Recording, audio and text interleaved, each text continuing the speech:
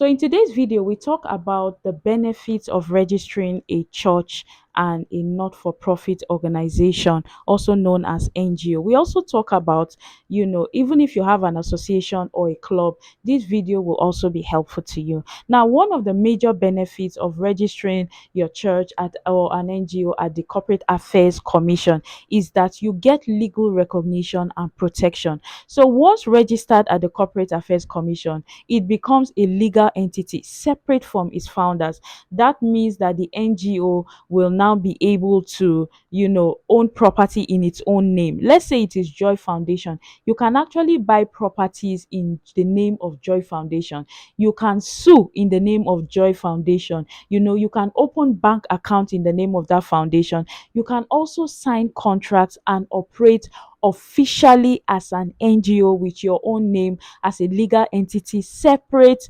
from the founders. And benefit is you get to have perpetual succession.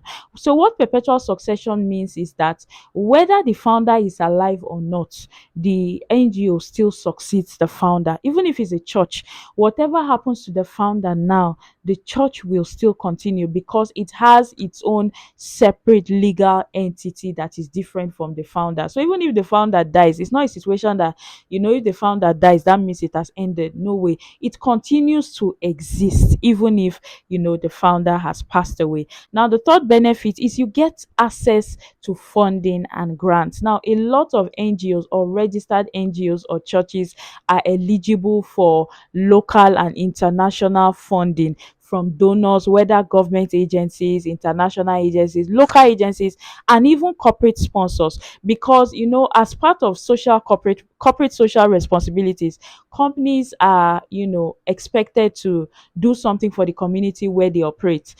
So most of the time they will usually use already or local foundations or NGO that align with whatever it is that they want to do at that particular time. So NGOs that are registered, and usually what they request for is NGOs that are registered. So if your NGO is not registered, just forget about it. Even local churches can get access to funding from international church. You cannot do that unless your church has been properly registered, in has been registered at the Corporate Affairs Commission. And associations and clubs also benefit from this. There are also clubs, that have international recognitions that are already, established internationally. And, they usually fund other local or smaller clubs or associations, down at the lower level or the local level. So if it is not registered, just know that you don't have, opportunity to be, what's it called, to be funded or to be granted any fund. And the fourth one is tax exemption.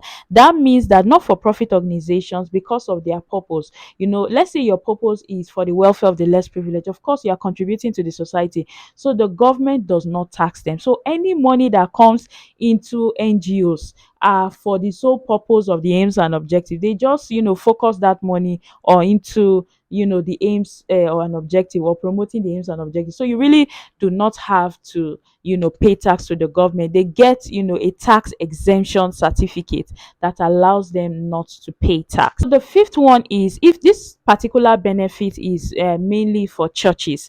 So if you are a church or a registered church, you have the opportunity of the benefit of getting a marriage license. So, and that marriage license is also a valid license that is acceptable under the act, under it is statutory. So instead of couples or members of your church having to go to the registry or court to go and do marriage, they can actually do it in the church, and that certificate that you give them will actually be a valid certificate under the act. So if you are a church that is registered, you have the opportunity for applying to the Ministry of Interior, and they will give you marriage license and marriage registry that will allow you the opportunity to be able to issue certificates that are valid and that are under the act. So your members really don't have to go to the registry anymore. They just come to the church, and when they are doing white wedding, they can also sign the marriage registry, which is valid, which is the same one that they use in AMAC. and that's the same one that is acceptable even as a court document. So you can get that marriage license. And I feel like this opportunity is an opportunity that a lot of churches do not take advantage of. And if you are a church and you are watching this video, you need to take advantage of these very good benefits, because if you are a church and you are registered under the Corporate Affairs Commission, you can actually get a marriage license, from the Ministry of Interior. You can apply for it and then you get a marriage license. So instead of your members, going to the marriage registry to get, after their white wedding, they'll still have to go to the court, or before their white wedding, they'll go to the court. Instead of doing that, the church will now be, officially licensed by the Ministry of Interior to be able to, give statutory marriage documents or valid marriage documents that are valid under the act. And then the last one is it improves credibility and, public trust, which means that once people see that, your NGO or your church or your organization is registered, there's a certain level of trust that they give you. They just feel like, okay, it's somewhere where, okay, we can reach the organization is registered, they are serious about, what they are doing. So it helps, to boost the organization's credibility, and it makes easier for people to know to attract donors or to attract grants. So a lot of these organizations will not deal with an organization that is not properly registered, at the CAC. That opportunity, to be able to work with government agencies, because government agencies also, have opportunities for not-for-profit organizations, and to be able to, give them grants and a whole lot of other things.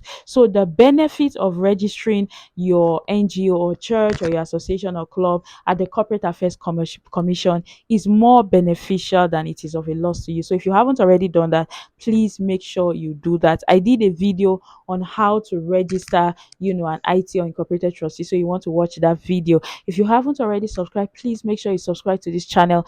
Put on your notification bell so each time I post a video, you get notified. Thank you guys for watching. Till I see you guys in my next video. God